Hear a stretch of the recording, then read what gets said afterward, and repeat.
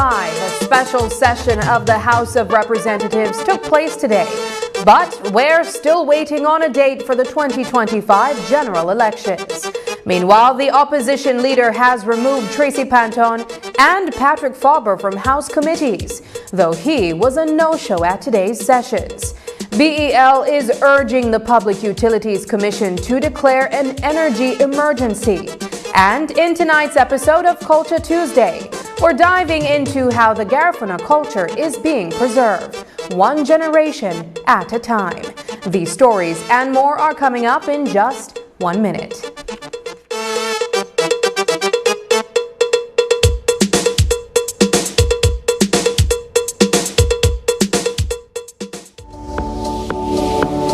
It's an massive season with massive deals and rewards at Penny's. From now through December 31st, earn double B-Bucks on store-wide purchasing every Saturday.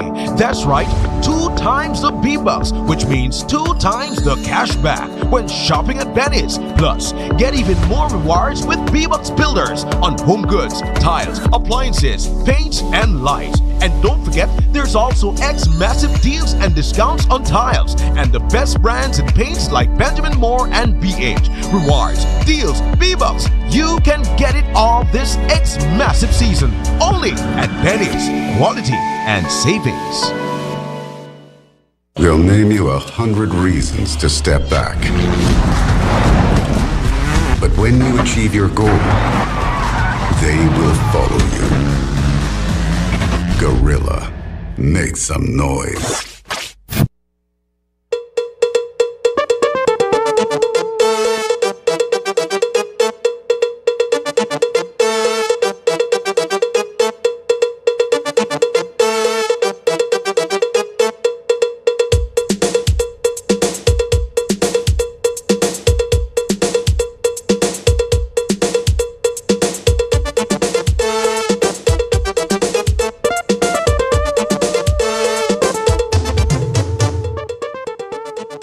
Good evening and welcome to News 5 Live for Tuesday, November 12th. I am Sabrina Daly.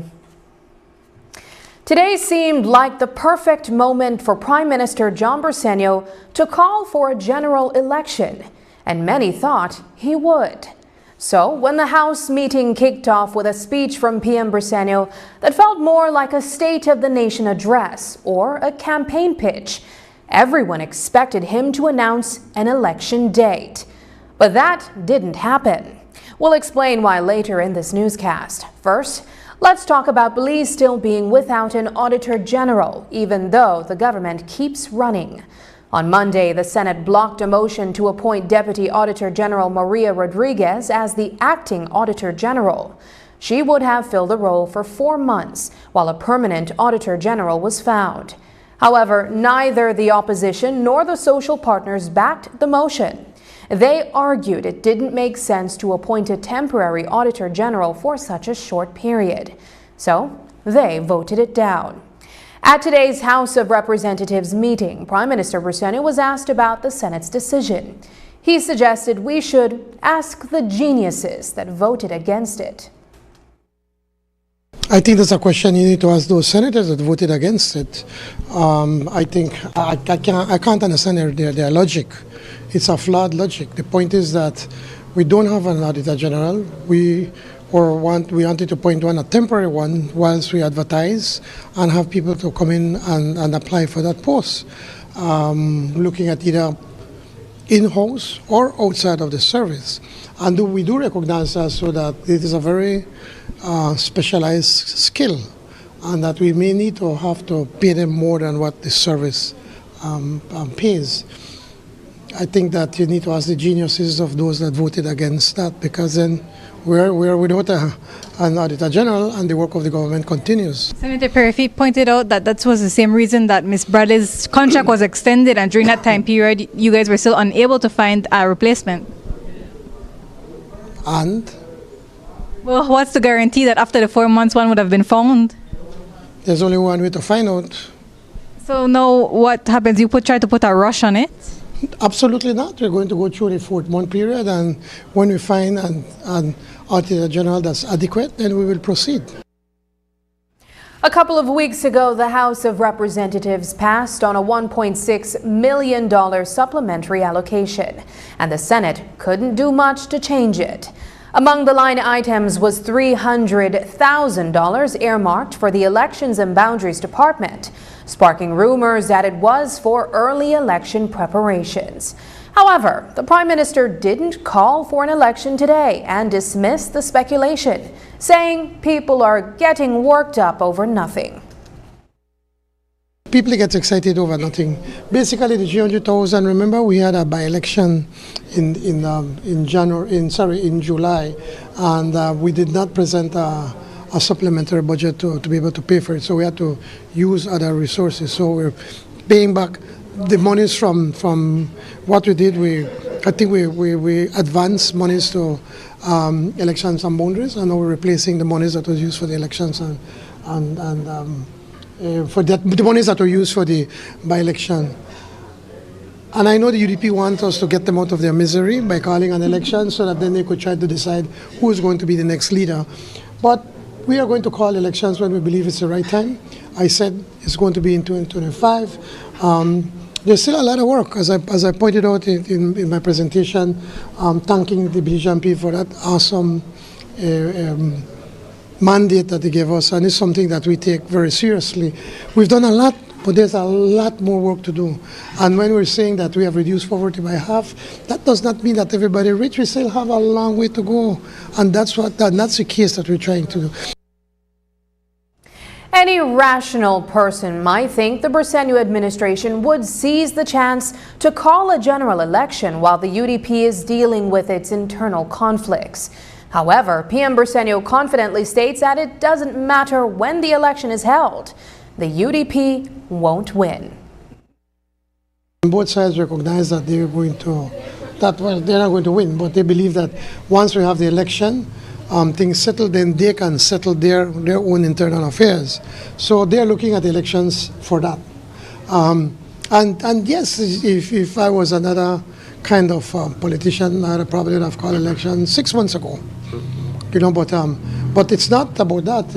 It's about doing the work that you are elected to do, and I take that very seriously. And I know sometimes we joke or in the house and whatever, but this is an awesome responsibility that has been entrusted in us and me as the as the leader and the Prime Minister. So I can't be gloating. I can't be bossy about this whole thing.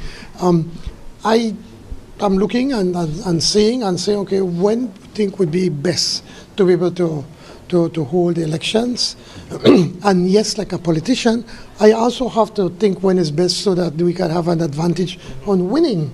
If I don't say that, then, I mean, nobody can believe me. I say, you know. So it's, of course, that is part of the calculus. But right now, we still have a lot of work. That's why I was saying that we are not going to call elections in 2024. Anytime in 2025, we will be able to call the elections. So I tell everybody, get ready, but you should have already been ready from day one. At the last House meeting, opposition leader Moses Shine Barrow removed Tracy Panton and Patrick Fauber from various House committees. This left Barrow and Hugo Pat as the only opposition members in over a dozen working groups. However, when it was time for those committees to meet and discuss the bills today, both Barrow and Pat were nowhere to be found. Panton didn't hesitate to call them out on their absence. I think it is, if I can be candid, a travesty. It's almost a national disgrace. The two members from the opposition side who has been assigned to all committee meetings are not here.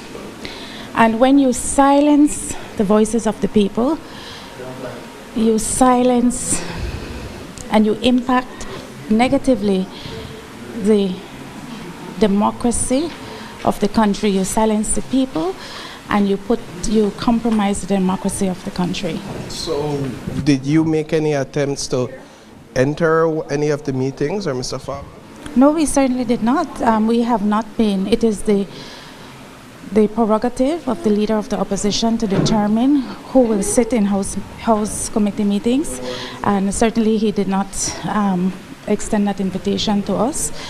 We tried to be, as best as we can, very respectful of the processes here in Parliament, and also we have an opportunity to voice our concerns when the sitting of the House resumes. While Panton has been criticizing Barrow for missing the House committee meetings, he scored a victory over her last Friday. Following a High Court ruling, Panton and her team have vacated the UDP headquarters.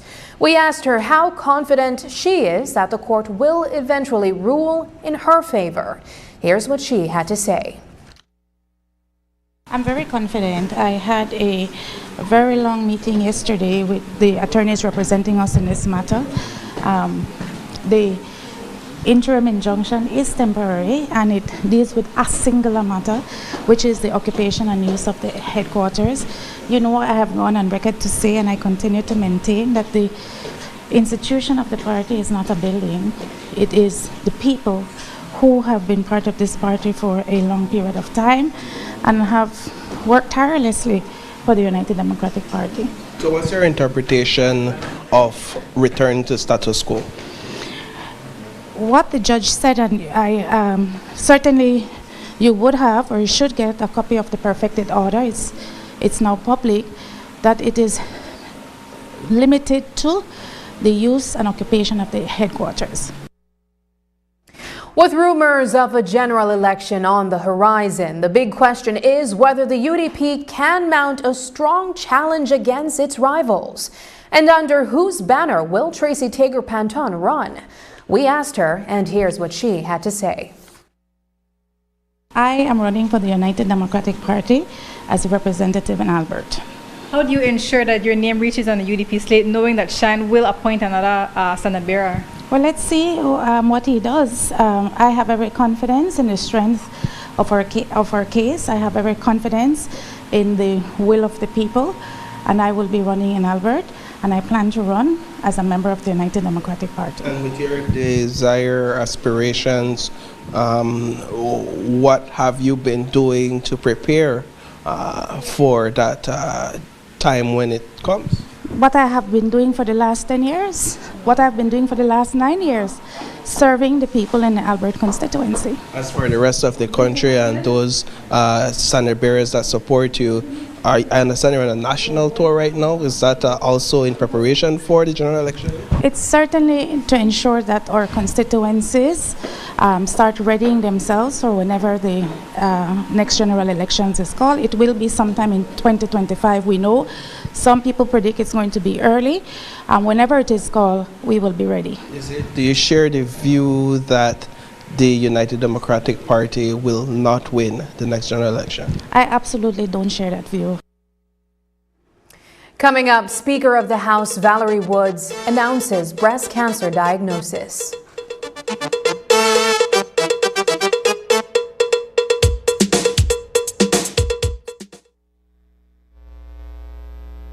Hello friends, I'm Dr. Bob Roberts with another 60-second sermon from God's Word. The Bible says, Jesus said unto him, I am the way, the truth, and the life. No man cometh unto the Father but by me. Mrs. Ritchie is one of the oldest members of the Light of the Valley Baptist Church in Stand Creek Valley. She is 90 years of age, hardly ever misses a church service, and is a wonderful lady. The last time I preached in this church, she sang 2 specials and concluded with a heartwarming testimony. She related that in 1935, at the age of 23, she got on a ship to sail to Belize from Jamaica. She said they sailed from Jamaica on a Friday and landed in Belize on Sunday. As they neared the coastline, they gathered on the ship deck to view their new homeland. They tried to come into port that Sunday, but the pilots were not working, and thus they had to wait until Monday to get a pilot to come out to their ship and guide them into the port. She then reminded those present that if they wanted to go to heaven, that they too needed a pilot to guide them safely into heaven's harbor. The pilot who can guide you safely home is Jesus, who said, I am the way, the truth, and the life, and no man cometh unto the Father but by me. Trust Him today to be the pilot of your soul. Today's 60-second sermon has been presented by Christian Foundations of Faith in cooperation with the Baptist churches in your area.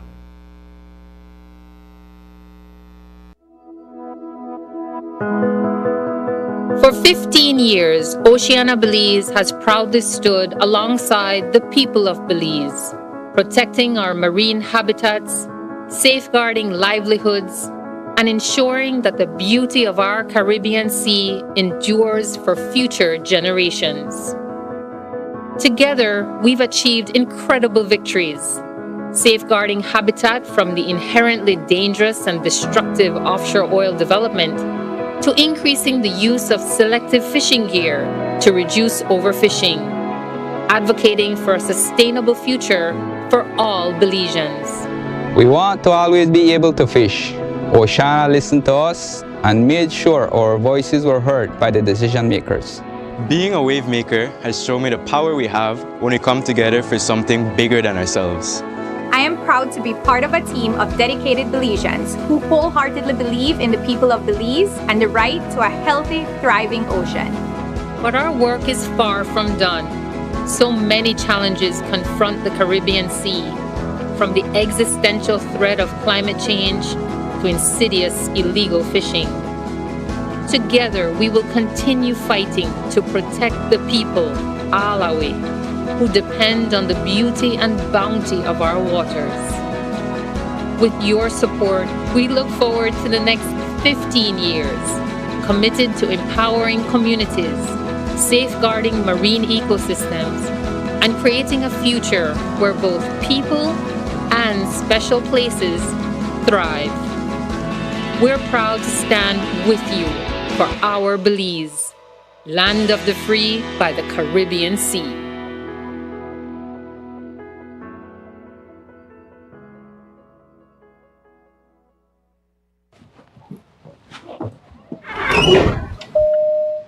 Man, ever since everybody heard the next big thing there, the excitement can't done. Everyone wants to know more. More? Yes, please. I tell them, say hello to unlimited data, only with Digi. You can now enjoy unlimited data with Digi's postpaid plans, like the Plus plan, which just got cheaper, I might add. The Elite and Max plans also have unlimited data. You can have from 5 to 7 people on your shared plan, with all having unlimited data 24/7. I tell you no, big things. If you're not signed up already, I suggest you sign up now. Make the switch to Digi. The next big thing there, go sign up for your unlimited data. Unlimited is unlimited. Never worry about data again.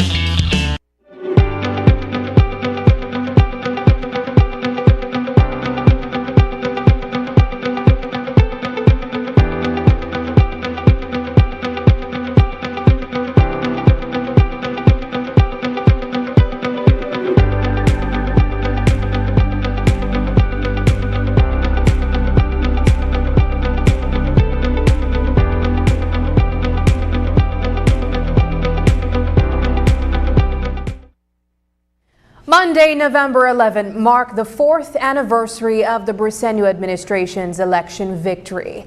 During today's sitting of the House, Prime Minister John Briceño took a moment to reflect on the 2020 election and how his administration has delivered on its promises. In a half-hour address, PM Briceño covered a wide range of topics, including inflation, poverty, health, education, and agriculture. His language had the tone of a State of the Nation address or even a campaign speech. With a general election on the horizon, he seized the opportunity to remind Belizeans of the achievements his administration has made with their support. 4 years ago, yesterday, the people of Belize entrusted my party, the People's United Party, with the task of fixing what at the time was a broken nation. It was an overwhelming mandate. For sure, it was not an occasion for wild celebration. It was a sobering and humbling experience because we were entrusted with the responsibility to steward this nation through what was essentially the worst of times. Much has been done to right our ship of state, but the work continues. Progress, good progress, is incremental. Once again, on behalf of our party, the People's United Party, I sincerely thank all Belizeans for the awesome responsibility you have entrusted on us.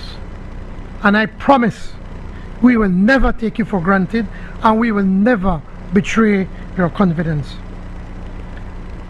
As we all know, 2025 is an election year, and we will be once again asking the Belizean people for their support for us to continue to build a Belize where everybody will win.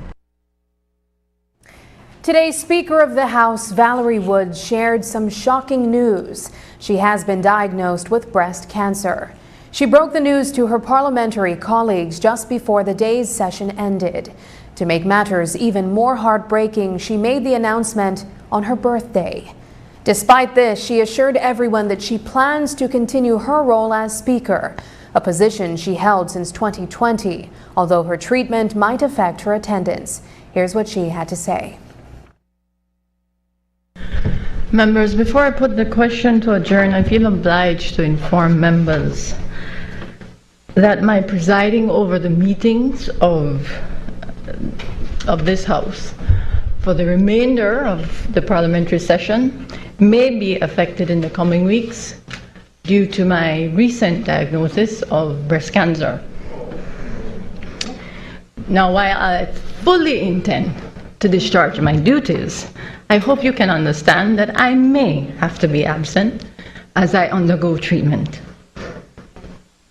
So it goes. So, thank you for your understanding. And with that, I put the question. All those in favor, kindly say aye. Aye. Those against, kindly say no. I think the ayes have it. Belize Electricity Limited has alerted the Public Utilities Commission about a looming shortfall in power generation. As a result, the company is urging the Commission through the government of Belize to declare a generation emergency. They predict that within the next 12 months, peak electricity demand will surpass the available generation capacity, potentially leading to more load shedding or widespread blackouts. BEL has requested that the PUC secure the government's approval by November 15th. Today, we asked Prime Minister Briceño if he believes a generation emergency should be declared. There are reports suggesting that the Belize Electricity Limited had requested through the PUC that the government of Belize declare a power generation emergency. It's ironic that here we're sitting in a House meeting and only a half an hour within the House meeting we've already lost power. I'm not sure if it's related to power generation. I think it's important that you don't try to confuse the viewership. So don't ask us two different questions. Okay, so your first question is, why do we have a blackout? We have a blackout because I'm told, I've been told, I've not spoken to the CEO, but Minister Shabat, as the Minister of Energy, rightly so, should be the one that is informed that there have been some issue at Moyahon, and that is why most of the country was on a blackout, up to, with the exception of Marinjak and Corozal. Why do so? I don't know. On declaring the energy, again, I have not spoken directly to the CEO, but as we've had many discussions on this, and he has pointed out that under the Act that we can declare an emergency so we could quickly get people or investors to sign up for energy, and he believes that if he does that by the end of next year, he could be able to have at least 60 or 80 megawatts. I don't know the entire details. Also, I need to remind you is that we've had a discussion with a group of Belizeans who are partnered with an outside group that have access to bring in a ship for 80 megawatts. Now, for that 80 ship of megawatts to come into Belize and to be able to provide energy, especially during the times when we'll need it, probably in April, we need to be able to sign a contract with them. To do that, you have to declare an emergency. All things were equal. There may not be a shortage in April, May. We are doing everything possible to put everything in place to avoid that. What BL is saying is that the next 12 months of generation will not meet peak demands. Are they misspeaking? Absolutely not. And I'm not going to argue with them. They are the experts. I'm not the expert. From my view, we're trying to see how we can start to generating the process to go as quickly as possible. A cool $1 million is up for grabs in the Belize government lottery's raffle. Tickets are already on sale and the big draw is set for December 21st.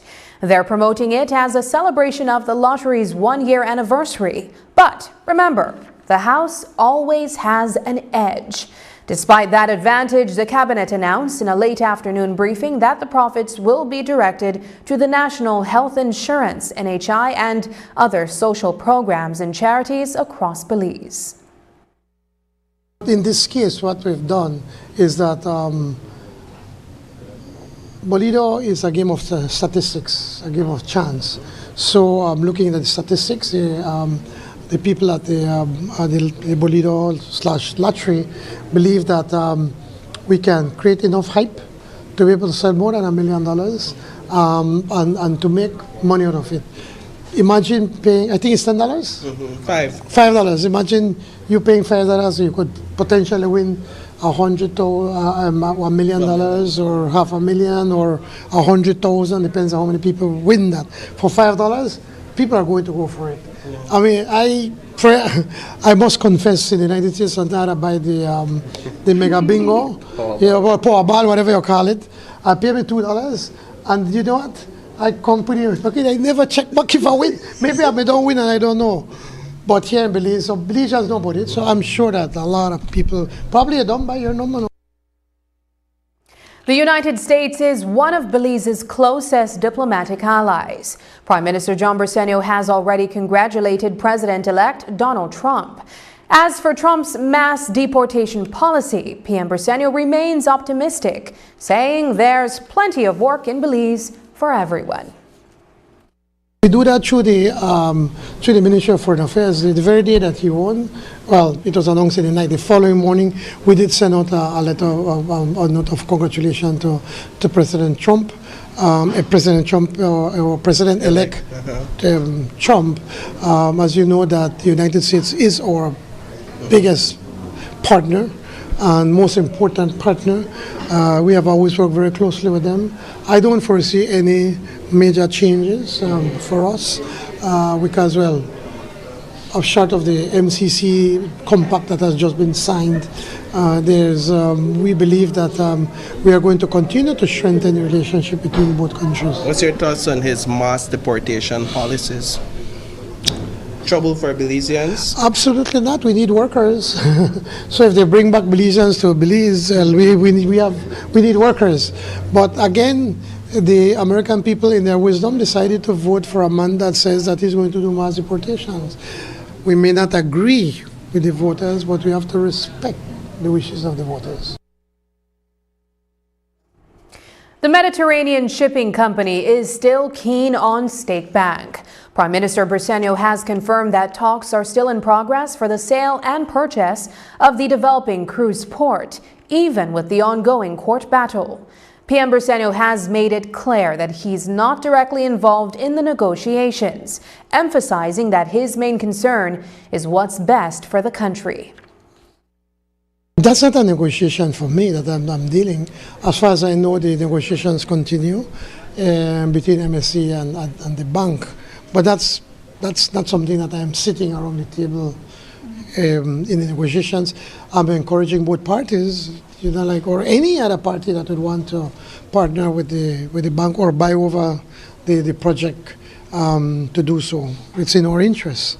And so the last I've heard is that they continue talking, continue negotiating, and hopefully they could come to some agreement. But again, we have to wait at least until January when the court hears the case that Mr. Feinstein has put against the the acquisition of the land. After the break, how are we preserving the Garifuna culture? But first, here's the latest weather update from the Belize Met Service.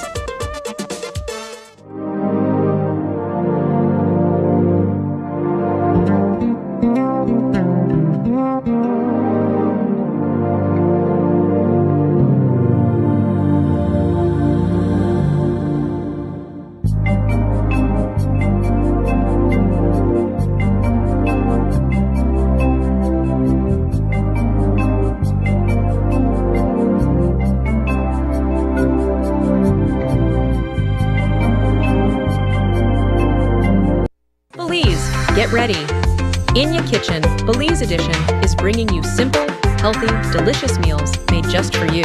Join Chef Ainsley and our team of nutritionists as they show you how to turn local favorites into nutritious, tasty dishes. Plus, discover the amazing health benefits of everyday foods right from your kitchen. Catch the premiere on Channel 5 on November 18th at 7:30 p.m. And tune in every Monday after for healthier cooking that's easy and fun. Brought to you by the Ministry of Health and Wellness, with support from Taiwan ICDF, making healthy cooking a Belizean tradition.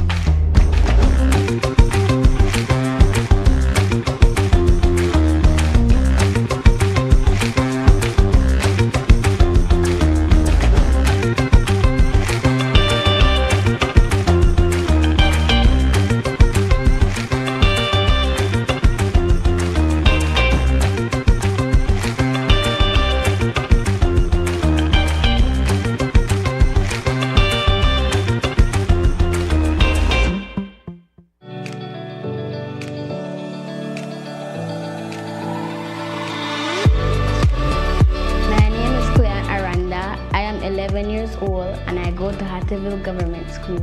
I think it was the evening.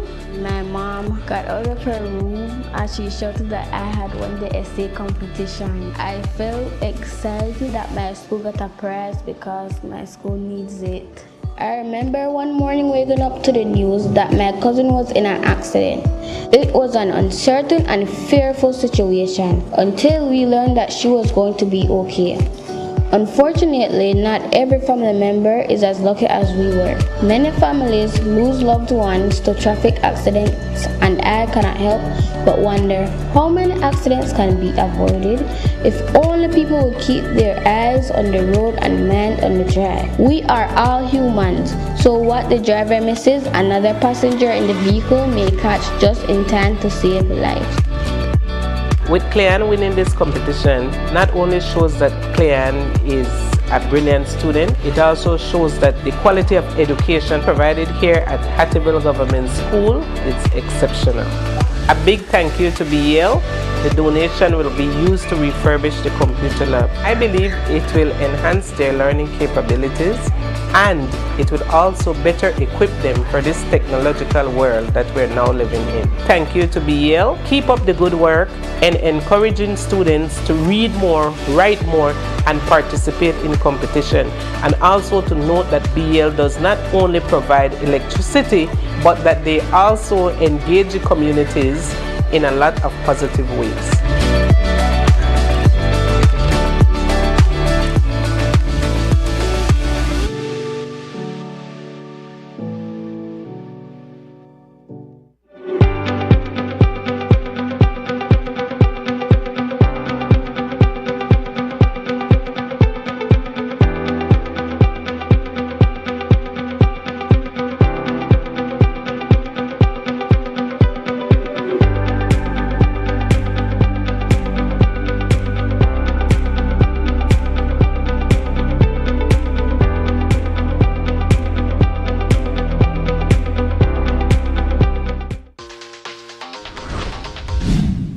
I'm connected.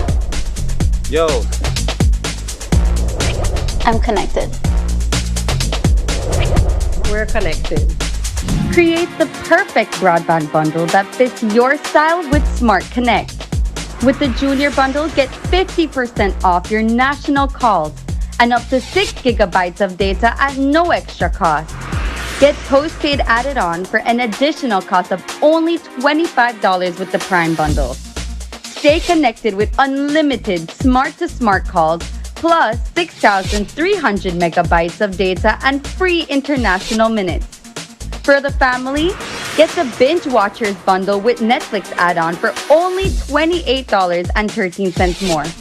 This bundle gives you 4 profiles with unlimited streaming on multiple devices. Visit a showroom near you to sign up and personalize your own bundle combination with Smart Connect. Smart, bringing people together. Preserving Garifuna heritage honors their ancestors and keeps traditions, language, and stories alive for future generations.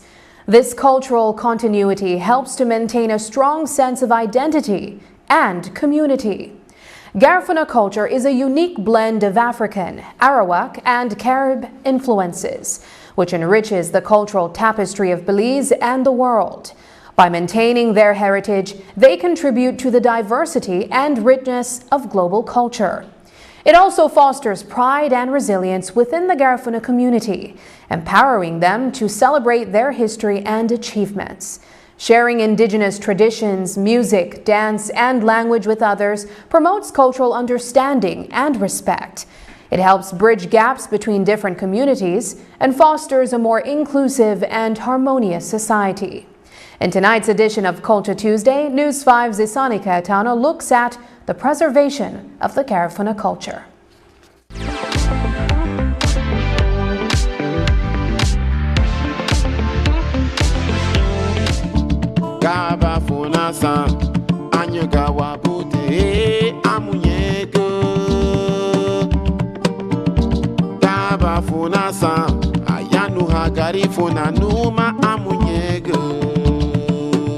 As a couple, Matthew and Virgin Martinez have devoted their lives to keeping tradition alive and preserving the rich heritage of the Garifuna people.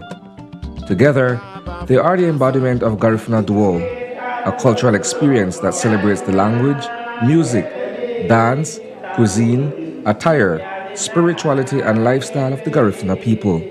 It is a very powerful movement that now we are experiencing at this particular point in time. It is a renaissance because now a lot of people are now gravitating towards their cultural identity. We need to have more of that so we can strengthen, in order for us to strengthen the Belizean, the true Belizean identity. With so many people reconnecting with their cultural heritage these days, the Martinezes are at the heart of this movement. This dynamic husband and wife team and a group of passionate advocates are inspiring the next generation of Garifuna boys and girls. Among them is Angela Palacio.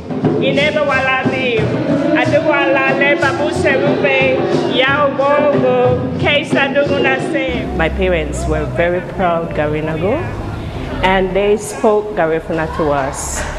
So even though back then it wasn't popular to be Garifuna, they would try to ridicule you, but my parents, they said you have to be proud, and they spoke Garifuna to us. Our friends would come and they would talk to us in Garifuna, and so our friends knew we were Garifuna.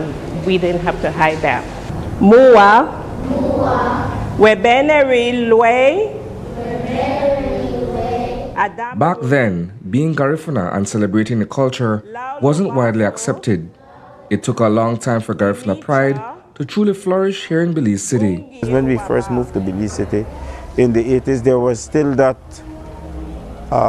prejudice, that discrimination, that whole thing about Garifuna, the myths about people who are Garifuna or Garifuna Duo itself.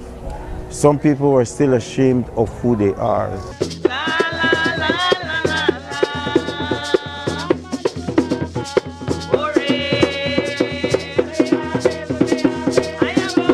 To nurture a strong sense of pride, they came together and created Ugundani, a dance group that still thrives today, almost 4 decades later.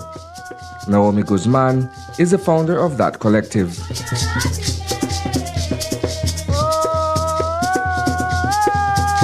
When I founded Ogundani, it was the idea that we continue to teach our Garifuna culture and keep the tradition and the traditional dancing, the traditional drumming, because we found out that there are certain people that take the Garifuna traditional into different direction, and we are about keeping it the traditional way.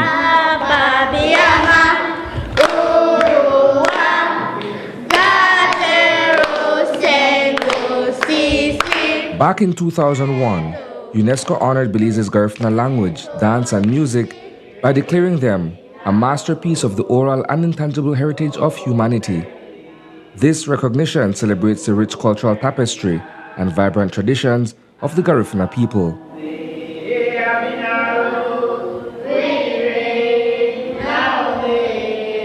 It's important to know about your culture and how to speak it, the cultural dances, cultural traditions, and everything that the culture does.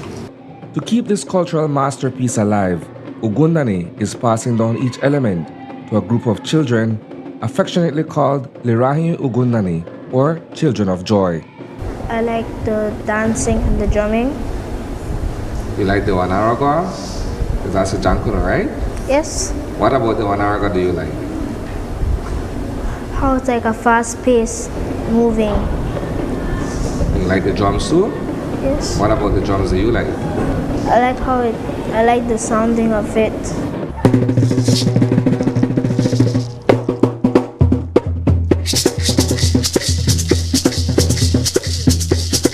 The timbre of the primero and segundo are unmistakable. Together, the polyrhythms of the Garifuna drums are indeed a spiritual experience. What makes Wanaragua truly special is that the dancers take the lead, with the drummers following their rhythm. This unique dynamic creates an engaging and lively performance that captivates everyone watching. However, dancing is just one piece of the puzzle when it comes to reviving and preserving our culture. There is so much more involved in keeping these rich traditions alive. It is a powerful start. With the children, they are interested in whatever we do, in the language especially, in the music, in the dance, they are interested. So now hopefully we'll be moving now into the history of the Garifuna people. So we'll be teaching that hopefully next year. We start that in January.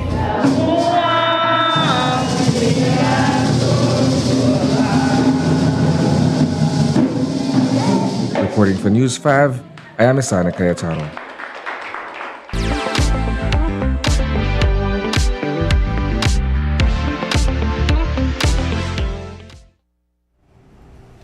COP29 is in full swing in Azerbaijan, and it's all about setting new goals for climate finance and making sure every country can ramp up their climate action.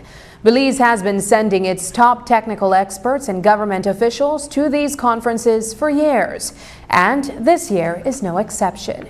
We caught up with the Minister of Sustainable Development, Orlando Habet, who is gearing up to head out on Friday to join the action at COP29. In this case right now, I have not been able to go. I had to stay for this House meeting, and so I'll be leaving on Friday. And the last week, which will be next week, is when most of the negotiations will reach the stage where, when it can't go farther based on the negotiators, then they call in the high level, which will be the ministers or prime minister if they are present. So my responsibility, though, apart from Belize, is that I have been selected to champion the cause for AOSIS and CARICOM, and of course CARICOM are also considered small island developing states, and so we are members of AOSIS. So our job will be to still seek out the possibility of advancing the NCQG to see how we can upscale the financing that is coming through for climate change, and make certain that we try to get as much as possible. As you realize, the past finance goal was $100 billion per year. Now countries are saying that is not enough. It took too long to obtain that $100 billion. So they're trying to see how else we can do it. When we return, House supports bill for legal marriage age to change to 18.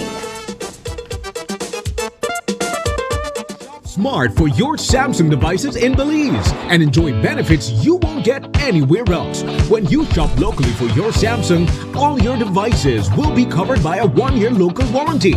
You won't get that when shopping with the other guys. When in doubt, always look for the Cellular World seal to know you're getting the real deal.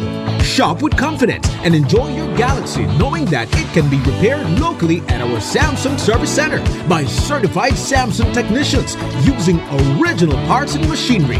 Even better, enjoy the best LTE experience in Belize, knowing that your Samsung devices are compatible with major local carrier networks. Get the ultimate Samsung Galaxy experience only when you shop from authorized Samsung resellers nationwide.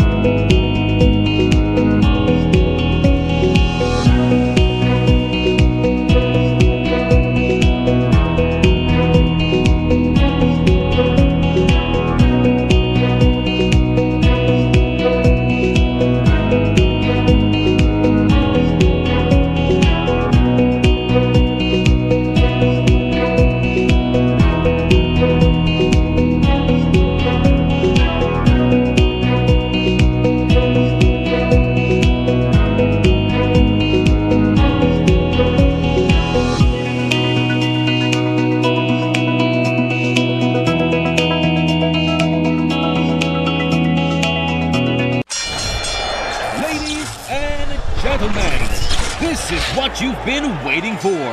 In this corner, we have the masters of limitless power and unbeatable connections. Pioneers of 4G LTE in Belize. It's the undefeated champion, Smart. And in the other corner, struggling to keep up, it's the other guy. Fight!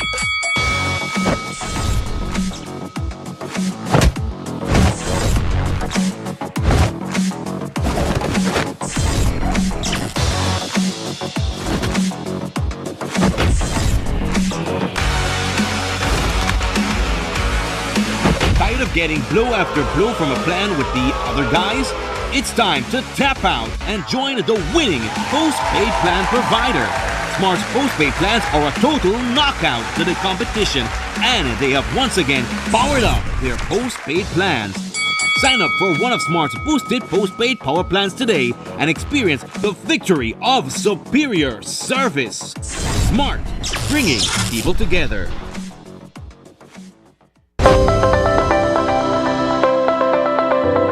Upcoming enhancements to My Social Security. The new healthcare provider feature seamlessly connects healthcare providers, insured persons, and employers to facilitate the payment of sickness benefits. Here are the enhancements. Registered healthcare providers will create and submit online medical certificates using their healthcare provider accounts. Insured persons will receive a link to view the medical certificate to complete and submit their sickness benefit claim. And employers will receive an email notification of their employees' sickness claim. Also, the insured person and their employer will receive a copy of the claim decision letter after review. Healthcare providers, insured persons, and employers are encouraged to create a portal account to access and benefit from these new services on My Social Security at ssbportal.org.bz. My Social Security online portal. Social Security at your fingertips. Late Monday night, a police officer's home in Corozal town came under fire, and an investigation is underway to uncover the motive behind the shooting. According to a report, gunmen targeted a vehicle parked at Corporal Martin Marin's residence. The incident occurred sometime before midnight on Jaguar Street in the Finca Solana area. Corporal Marin reported that he was getting ready for bed when he heard 4 loud bangs, which he immediately recognized as gunshots. Rushing outside, he saw a motorcycle speeding away and noticed that a Jeep Cherokee belonging to Inspector Kimara Lopez had been hit on the front windshield. The white Jeep was parked in the yard at the time. Another bullet struck the front screen door of the house. Crime scene technicians recovered several 9mm shell casings from the street, but it's unclear if any surveillance cameras captured the shooters. So far, no arrests have been made, and the reason for targeting the residence remains unknown. Today in the House, Bill number 10 was up for its second reading. This bill aims to amend the Marriage Act, Chapter 174 of the Laws of Belize, Revised Edition 2020, to raise the legal marriage age to 18. It also removes the provisions that allow parents or guardians to consent to the marriage of minors. The second reading saw several teens in attendance, many of whom participated in the 2022 Youth Parliament debate.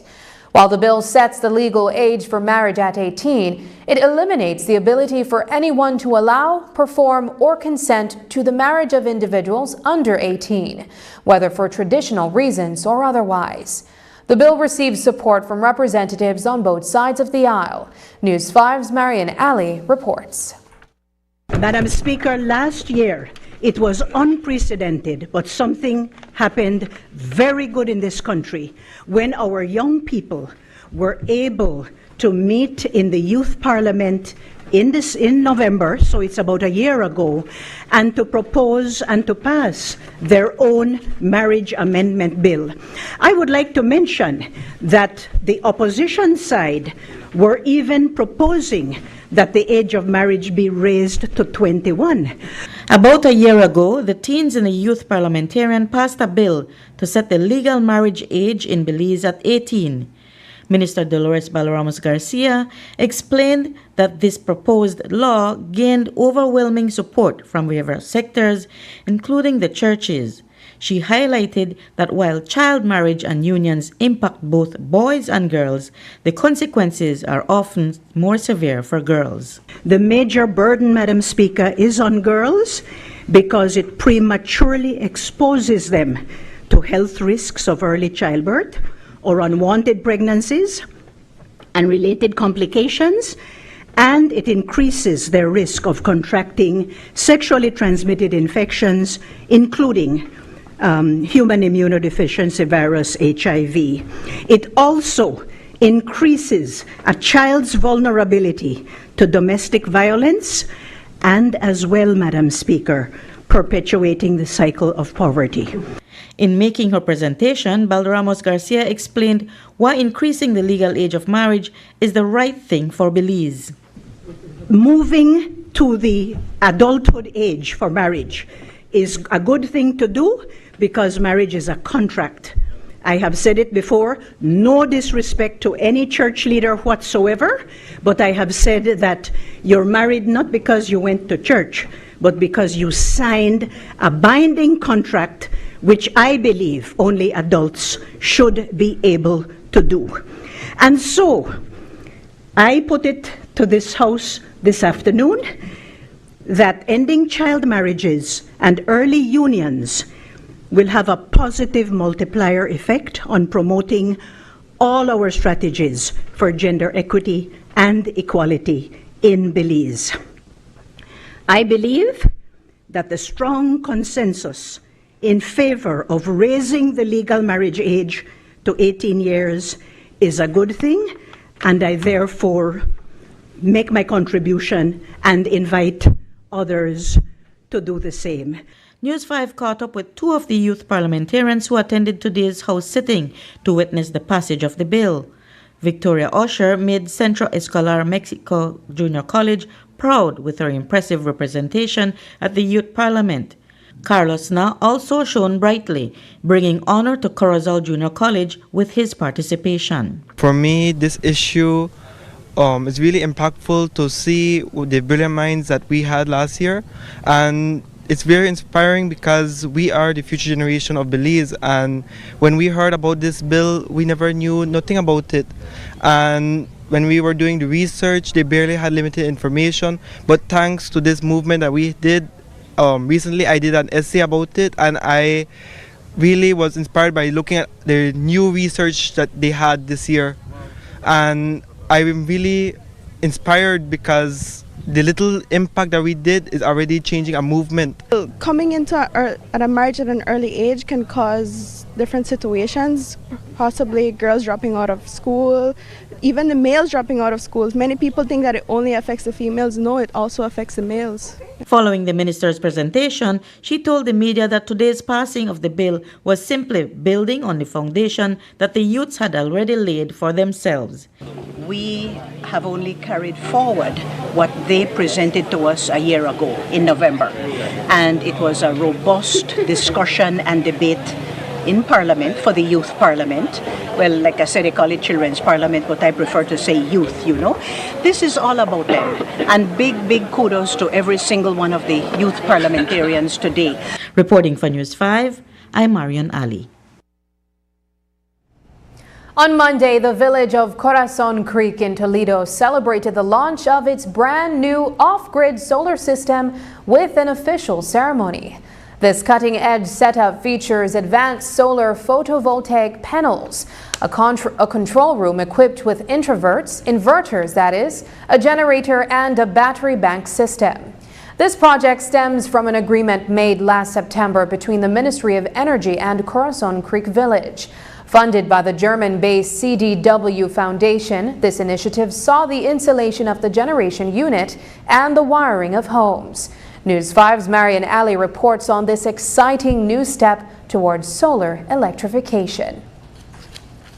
Corazon Creek Village in Toledo is now enjoying round-the-clock electricity, all thanks to a state-of-the-art off-grid solar system funded by the German-based CDW Foundation. Jose Urbina, the CEO in the Ministry of Energy, highlighted that the government recognizes the importance of bringing electricity to rural areas to boost economic growth and drive other advancements. Our government has recognized the need to extend reliable energy access to rural communities, directly impacting economic opportunities, education, and quality of life.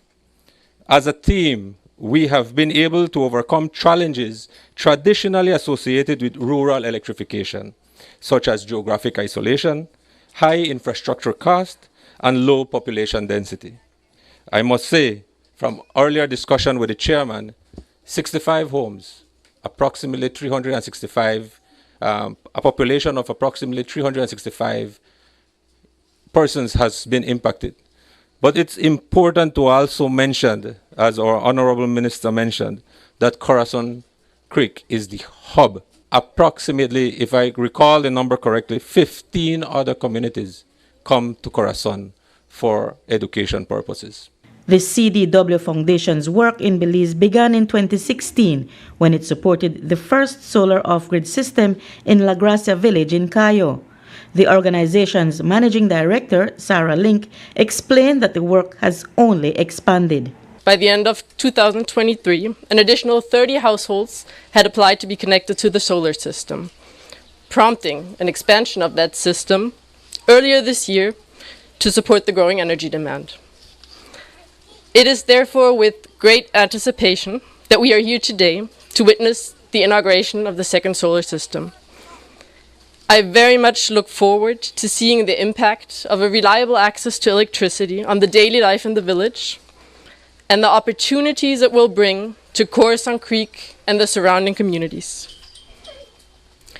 Back in 2021, the Ministry of Public Utilities and Belize Electricity Limited had recognized the strong need of the community for reliable access to energy, especially given the high school, which already currently serves over 400 students. Both had recommended that the second solar system be installed right here in Coruscant Creek. The new solar system now powers Corazon Creek Village and its surrounding areas, but it wasn't an easy journey. The Ministry of Public Utilities had to reach a consensus and finally sign an agreement with the village on September 7, 2023, setting the stage for this electrification project. Together with Belize Electricity Limited and Solar Energy Solutions Belize, the ministry installed the solar power unit, built the distribution network, and wired the homes. Dr. Osmond Martinez, the area representative for Toledo East, emphasized that electrification is a crucial step towards lifting people out of poverty by creating more opportunities for his constituents.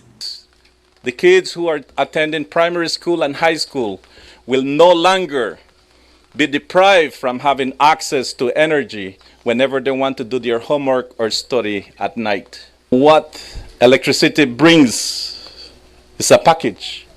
It's a package because then you can bring telephone, internet, even industrial development, manufacturing, but without electricity, we won't be able to do that. I am so glad whenever we see this type of transformation. This is people's transformations. This is non-political transformation. This is what a government should be doing for its people. Reporting for News 5, I'm Marian Ali. Up next, Health Minister addresses investigations at Southern Regional Hospital. Unwrap the joy of crystal clear picture and sound from Iowa, the brand that offers you affordability and exceptional quality. Iowa has a wide range of exceptional products to choose from, such as TVs, speakers, headphones, home appliances, and much more at affordable prices that won't break the bank. Enhance your audio-visual entertainment experience with Iowa, and for your convenience, parts are readily available in country for hassle-free maintenance. You can find Iowa products at your local electronics store countrywide. Choose Iowa, the best in home entertainment and household appliances.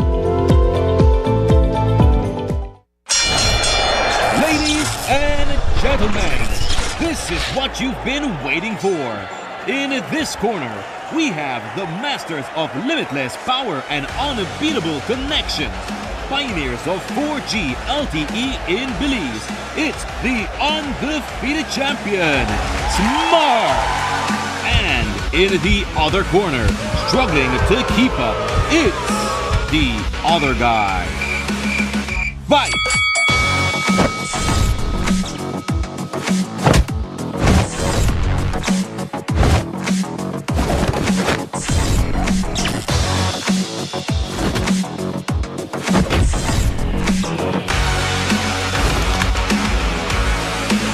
Of getting blow after blow from a plan with the other guys? It's time to tap out and join the winning postpaid plan provider. Smart's postpaid plans are a total knockout to the competition, and they have once again powered up their postpaid plans. Sign up for one of Smart's boosted postpaid power plans today and experience the victory of superior service. Smart, bringing people together. The Statistical Institute of Belize, in collaboration with UNICEF, informs the public that it will conduct the Multiple Indicator Cluster Survey starting August 26th for approximately 14 weeks. During the survey, trained interviewers will visit randomly selected households nationwide. Each field worker will wear a mint green t-shirt with the Mix 7 logo and an official photo identification card. We thank you for your participation. For more information on the Multiple Indicator Cluster Survey, call us at 822-2207. The Statistical Institute of Belize, providing Belize with quality, objective, and timely information.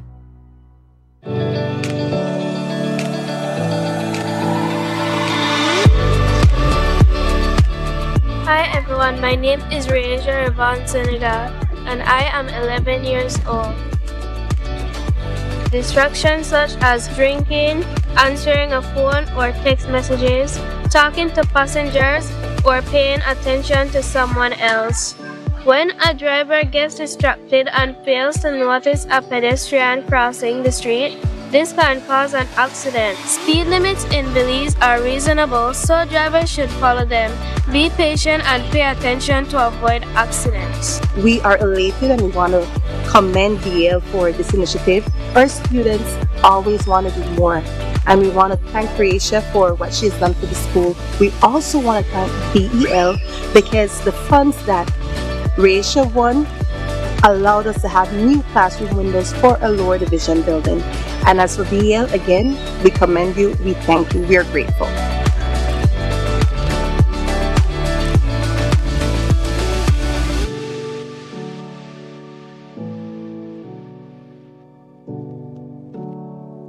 My name is Leomar Langzert and I'm a teacher and I bank with Belize Bank Independence Branch.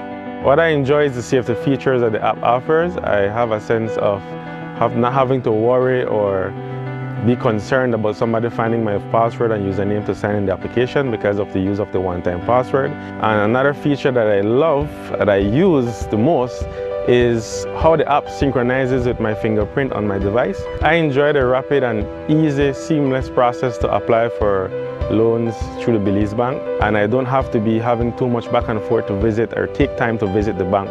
They also start to offer the online applications through the app for loan applications, which I believe is very neat. I would definitely recommend Belize Bank to other teachers because one of all the features and advantages that the app offer, with these online that Belize Bank offered, is basically everything that you can do in the palm of your hand. So I would definitely recommend the bank to other teachers.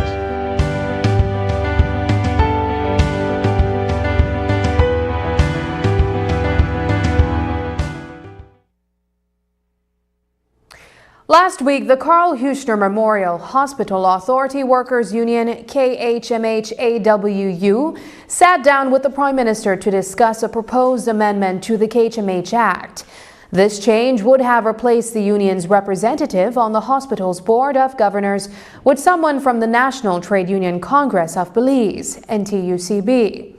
After some pushback from the union, the government agreed to let the union nominate 2 candidates, from which one would be chosen for the board.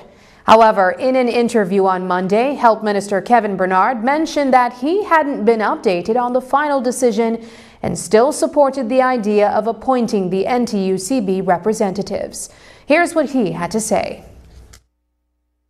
The KHMH union represents the workers, and they are right now, they have been tasked, in fact the union representative who sits on the board, and I will not go through my own personal perception and views of Mr. Beard.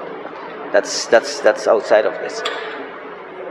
Has been given umpteen times to come up with a CBA that will best approach the issues that the workers and the employees of KHMH that falls under the union have been clamoring for. We have not gotten at a single document to propose to the board. I know that it has come out of House Committee. We have not made a final decision as to whether we will proceed with this. We will look at and listen to the concerns, and from there we will take it from there. The NTUCB president said, though, that you were backtracking. Where did that, after the meeting with the PM and the Minister of Public Service? Like I said, I saw that they had a meeting with the Prime Minister. We are going to Cabinet today to do a follow-up on that. On Monday, Health Minister Kevin Bernard shared his view that a representative from the National Trade Union Congress of Belize, NTUCB, would be the ideal choice to represent the unions on the Carl Huschner Memorial Hospital's Board of Governors, instead of someone from the Carl Huschner Memorial Hospital Authority Workers Union. However, he later mentioned that a compromise has been reached. The government and the union agreed to nominate 2 KHMH-AWU members, with one being selected from the board, for the board. Earlier today, we spoke with NTUCB President Luke Martinez, who confirmed that the Prime Minister's decision is final and the matter is no longer up for debate. Here's what he had to say. In my view, we're beyond we are beyond this conversation. I don't think that we should be having this conversation. The National Trade Union Congress met with the Prime Minister, as we're all aware, last week, and we discussed several issues, including the amendment to the KHMH Union Act. And we had come to a compromise or an agreement that the KHMH Union would have an opportunity to nominate two of their members, and the government would appoint one out of the two. So I think that I don't know why we're still having this conversation. And I don't know that decision has been moved now. So that is where we are in my view. So most of these boards, they whether government or statutory, they have a tripartite structure, meaning government representative, workers representative, and private sector representative. And so the National Trade Union Congress forms a part of the tripartite structure, or the respective union in some of these establishments. For example, at KHMH, the collective bargaining rights is with the KHMH union, and so they would form a part of that collective bargaining structure, a part of that tripartite structure, you know.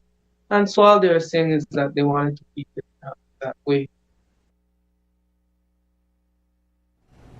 Last month, the government of Belize overhauled the old food and drug registration, licensing, and inspection regulations, introducing new laws to better oversee pharmaceutical products. Amid these legislative changes, the Ministry of Health's chief drug inspector resigned to join the private sector. Tonight, Health Minister Kevin Bernard confirmed that a new health inspector is being considered for the role. He also explained how the Drug Inspection Unit has been working diligently to ensure that essential medicines remain available in Belize. You have seen where our Drug Inspectorate Unit, our inspectors have been out doing their work. If it was not because of them, we would not have been able to pick up on many of these issues that we've seen. We have won cases where we have seen contraband medications coming in, where we have seized, and we work very closely with the Customs and Police Department, and that just proves that work has been going on by that unit. We are serious when it comes to ensuring that the pharmaceuticals and medications that are coming into this country is of standard, and that's one of the reasons why our people go out and do constant investigations, constant review of facilities across the country, private and public, and we need to ensure that this is safety of our people. So to say that this amendment to the Drug Act that we are proposing is going to allow these pharmaceutical companies to do the same thing or more, that is not so. We're trying to strengthen it. We are trying to bring in more penalties to ensure that we do not see the repeat of these type of things. So if you look at the Act completely, it speaks of many regulations. It's a draft at this point in time. I was able to take it to cabinet for approval, and then it goes through the necessary process of further consultation. Now, remember, this entire bill had several consultations done across the various sectors of the and we need to ensure that we're following international regulations set out by the WHO and other agencies. And so we have developed this bill to ensure for the safety of our people and for proper regulations to take place. Recently, the Southern Regional Hospital staff found themselves under scrutiny due to an investigation into the misappropriation of funds. Police have arrested accounts clerk Talia Gillett for misusing funds. Additionally, in October, custodian Lyndon Parham was charged with sexual assault after allegedly kissing his unconscious boss at the hospital. Health and Wellness Minister Kevin Bernard reassures the public that these incidents have been thoroughly investigated and proper protocols followed. He emphasizes that the hospital's reputation should not be tarnished by these isolated events. When I got the report, I got the call, we started the investigation. I asked the CEO to look into the matter, and we found that there were some improprieties done at the Southern Regional Hospital. However, I cannot speak to the issue because it's going to be in the court, and so I don't want to divulge anything at this point in time that will affect us in terms of this case. We are going. All I'm saying is that we did our investigation. It's now in the hands of the police, who will take the matter to the court, and from there, then we can provide a better response. But as the Minister of Health, can you talk to us about what's going down at Southern Regional? We actually had a case of sexual assault coming from that hospital as well. Most recently, are you guys concerned about the culture down at the Southern Regional? I think it's an unfortunate situation that occurred, but you cannot say this is a culture at the Southern Regional. You're putting everybody in the same wrong shoe. That's wrong to say that, man. And you need to correct that. I do not agree that we can put every one of our health professionals that are working hard to improve health outcomes in this country in the shoe of somebody who made us a terrible, grave error. That is another matter that is going before the necessary processes. As you know, if a person is permanently employed, he has to go to the commission. We will not hold back on any investigation or anybody doing any wrongdoing. I've said this from the very beginning. We will go through the processes that has to be followed, but we do it by the rule of law. And that's the news. Tonight's broadcast is available at channel5belize.com, on our Facebook and on YouTube. I'm Sabrina Daly. Thanks for joining us. And from all of us here at News 5, good night.